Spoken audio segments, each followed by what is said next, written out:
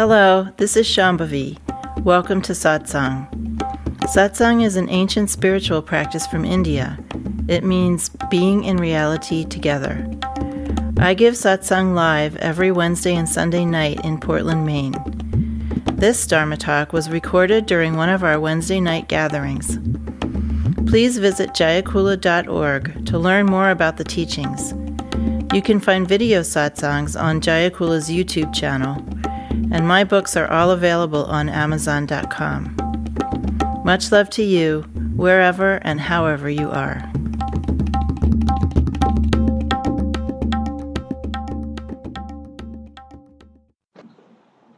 I've often compared the spiritual teacher to the vampire at the door.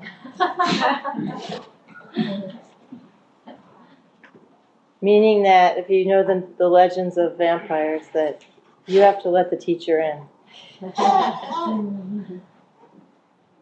Students sometimes look up at teachers as if we're these all-powerful beings, but we actually have very little power over you. In fact, hardly any. If you're fooled by a teacher who's not a good teacher, that's your lack of clarity. If you decide you don't want help that a teacher has to offer, that's your decision, that's your karma. Even the greatest teacher, even the most enlightened teacher can't do anything without your permission. That's just the way nature works. So Anandamayi Ma, my guru, gave a teaching about this, very, very short teaching.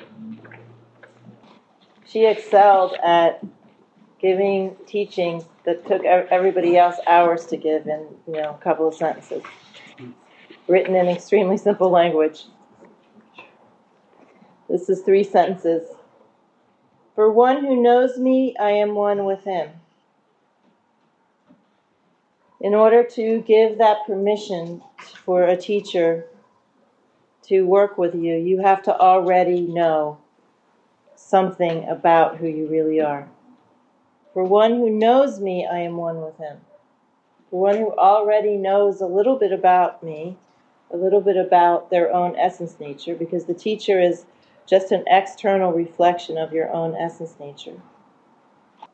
There's a teaching that's going around, being gossiped about at the spiritual water cooler,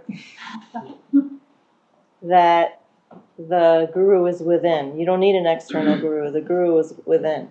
This is a perverted teaching. The guru is within. But it's precisely to find that out that you need an external teacher. When people just say, oh, teachers are, worthless, they're all cheats and liars, bah humbug. We have to start a new age of no teachers. This is just small self talking, lack of understanding, ignorance. The teacher is a gift from your own essence nature to you. It's just a natural circumstance. There's nothing artificial about it at all. And that teacher's job is to reflect to you your essence nature, and then you can have guru in your heart and guru everywhere. But in order to be the best kind of student who can experience this reflection of your own essence nature from the teacher, you actually must already know something about your own essence nature. It's kind of weird. But in order to feel the transmission, in order to receive the message, in order to see the reflection, there has to be something in you already awake that can do that. So a teacher cannot work on a very, very intimate level with someone who doesn't already have some awakening. It's kind of interesting. For one who knows me already, I am one with him. There's a kind of Neo-Tantra-esque book by Daniel Odier. I forget what it's called. Oh, it's called Tantra Quest. And in the very beginning, the author is wandering around in an Indian forest and comes upon the mythical yogini who's going to teach him all about Tantra. And that teacher says to him, I can't teach you unless you're already a little bit enlightened. That's the case. For one who wants to know me, I am very near to him. So if you have a desire to know yourself, when Ma says to know me, she means to know yourself. She is fully understanding that she is your own self, and that the only reason to work with a teacher is to know your own self. So for one who wants to know me, who has that desire, I am very near. The desire to know yourself, even in an ordinary way, not even necessarily in a spiritual way, is that voice of the Guru in you. That desire itself. And so when you have that desire, then that teacher can be very near to you. And then she says, and this is actually the most interesting part, for one who does not know me, I am a beggar before him. For one who does not know me, I am a beggar before him. The word beggar is really interesting, because it could mean someone who pleads, someone who begs. So for one who does not know me, I am the one who begs you to know me. Even though Ma knew that everyone is an aspect of enlightened essence nature, everyone is produced, all of these experiences of self are all produced by the self. Even though she knew that you are me and you are me and you are me and you are me, she was fully enlightened. And she knew that. She still exhorted people to practice. She still voiced a passionate desire for other people to do sadhana. So, for one who does not know me, I am your externalized desire. I am the beggar. I am the one voicing that desire for you to practice, for you to realize, for you to wake up. I am exhorting you. I am begging you. The other idea of beggar is someone who is impoverished. I am a beggar before you, meaning I'm impoverished before you. And that's a really interesting way to think of the teacher standing before a student who does not know enough to desire to wake up. Your lack of desire to wake up is an impoverishment. It's like a teacher who is impoverished. The outer guru then reflects that, has that experience before you. If your desire to wake up is not strong enough, if you don't yet know what the purpose of life is, that is, you could say that your inner guru is impoverished and the outer guru is also then impoverished, can do nothing, has nothing, is not able to give you anything.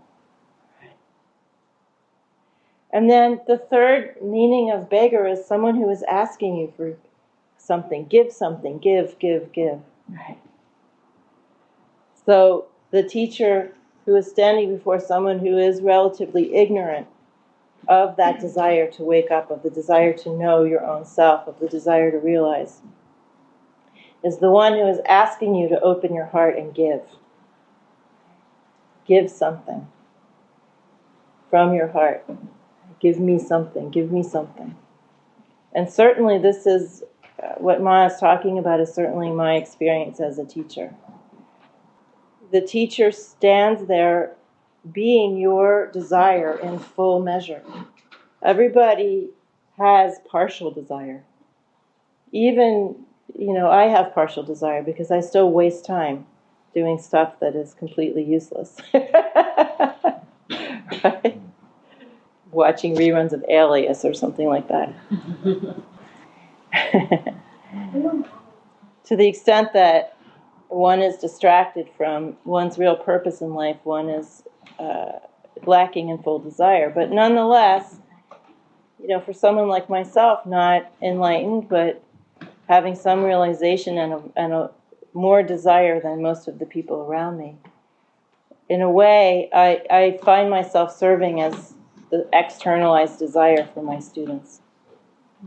Right? And asking and asking and asking and watching people trying to straddle the world of ordinary desires and the world of the desire and the form of life of desire to wake up. And feeling what that does to my own heart. The more I see you struggling with that conflict between directing desire towards the ordinary, the conventional, that which is temporary, which will always go away, which will never, ever, ever be fulfilling, which will not bring you peace. It simply won't. There is no desire, even healthy desires, that are not directed toward waking up and discovering your real nature. There is no desire and no fulfillment of that desire that ever will assuage your anxiety about your existence. Never will it do that. And even though I'm not enlightened, to whatever extent I have realized the self, I have realized it to the extent that I recognize that it's the only refuge. It's the only refuge from impermanence. It's the only refuge from anxiety. It's the only refuge from fear. It's the only refuge from loneliness. It is the only refuge. And to whatever extent each one of you, my students, and I know there's a lot of people in here that are not my students, who are here for the first time, but for my students and for anyone who crosses my path, watching you directing your desires toward what is ultimately unsatisfying has an effect on me of causing me to desire very, very keenly that you discover what life actually is and direct your desire there. So this is the kind of beggar that I think Ma is talking about. Someone who is asking you to give that, to give your desire, to give it out, to put it in the right direction, to open your heart. And when you don't do that, I feel that desire for you. It's really interesting. The situation of a teacher and a student arises together. There is no separate student and separate teacher. There can't, just on a logical, ordinary level, there can't be a student without a teacher or a teacher without a student. But when we're talking about that process of you discovering the self, discovering who you really are, what this world really is, this is this natural technology of teacher and student that's arising together. And so everything that you do is something that I am also doing along with you in my way as teacher. You are not doing anything on your own as a student of a teacher.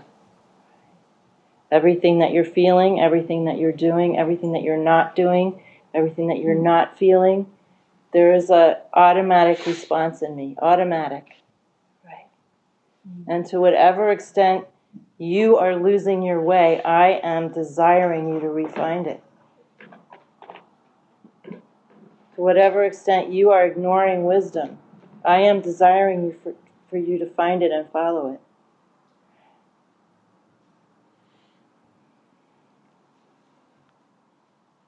That's the alchemy of this situation. So the guru is not just your external wisdom, your external guru, someone who knows something more about the self than you do. Your guru is also your external desire, your external confidence, the reflection of the confidence in your heart and the desire in your heart that is there to be discovered by you. And the thing is, it's not anything I can give you. I'm just reflecting it to you. I can't give it to you. You have to discover it on your own. And that's where the beggar part comes in. Right? I've often mentioned in the Buddhist tradition, they call the teacher the mother without arms. right? If you're drowning in a pond or a lake, the mother without arms cannot jump in and save you. But they will stand on the side crying for you. They'll stand on the bank calling your name and crying for you to come out of the water and get back on solid ground. I really don't know why this happened, but somehow I just have utter confidence in this process. And that confidence makes me understand that waking up and discovering what is actually happening here and who you really are is worthy of every minute of your life, every ounce of your energy, all your attention, and walking through every fear that you've got. Your conventional mind, with its conventional desires, is so paltry compared to what this world actually is. When you move through it with the wisdom of your heart, when you find wisdom and follow wisdom, in your own heart, through a teacher, using things like divination, any way that you can directly hear what wisdom is advising you, any way you can do it, and there's so many different ways. It will lead you to a world that is so much richer, right? Full of confidence and compassion and mercy and magic. And it is simply not worth following conventional mind. The blah, blah, blah of all your fears and rationalizations and what ifs that goes on in your mind all day long. It is simply not worth fighting that or following it. You can gain nothing by that but more of the same. So it's my desire for all of you that you somehow, because I can't tell you how to do it, I don't even know how I did it or if I did it, but somehow find your way to this confidence that I have. That's what I really desire for you more than anything. Because I have fears just like you do. And I started out no different from you when I was in my 20s and started practicing. And I was full of ideas about everything. And had all kinds of tensions and fixations going on. But I was following something. I was always following something. And it's been the same thing I've been following my whole life. And now that I've been doing this practice for so long, I know what it is, and it's much more present to me than it used to be. I don't get distracted as much from it. And I know from a lifetime of experience that it is infallible. Absolutely infallible. So infallible that even if you follow it in error, you miss here, or you fumble along, you do something clumsily, even if you stumble while you're following it, the very act of following it brings the reward. The surrender and sincerity of following wisdom is what brings the reward. So what I wish for all of you, and this is my last night here until next fall, what I wish for all of you is that you find your own confidence and follow wisdom with confidence, regardless of your fears, in the face of your fears, in the face of your conventional mind, in the face of disapprobation from anybody around you, or any internalized criticisms of yourself that you've absorbed from other people around you, or no matter how outlandish that wisdom, that voice of wisdom seems to be, from whatever source you hear it. I just wish so much for all of you to just be able to follow that, to have that confidence that I also have, to find that confidence within yourself, to know that no matter what, that voice is always right. It's always the best course. That's what God is at our little level of human existence. Right? God is that desire. God is that voice of wisdom. That is your inner guru. That is your outer guru, or whatever, however you find it.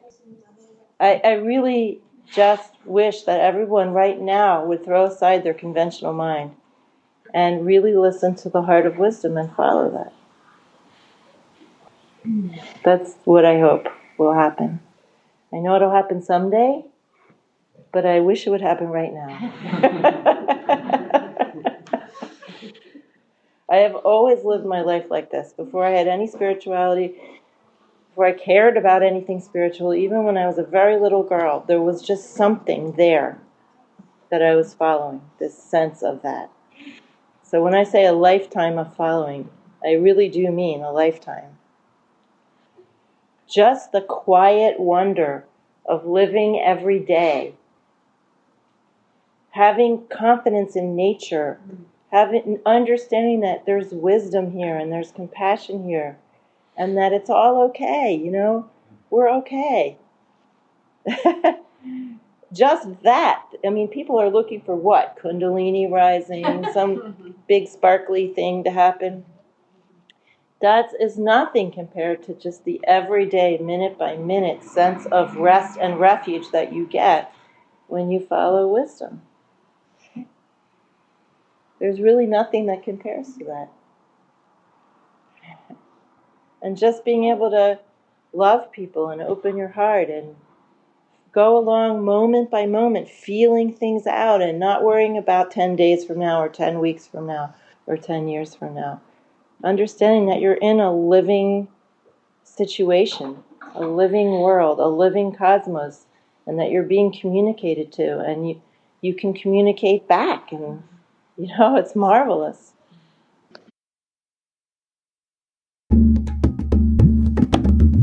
Jayakula is a nonprofit community offering opportunities to learn and practice in the direct realization traditions of Trika Shaivism and Dzogchen. We are based in Portland, Maine and Portland, Oregon. Visit jayakula.org to explore more of our offerings.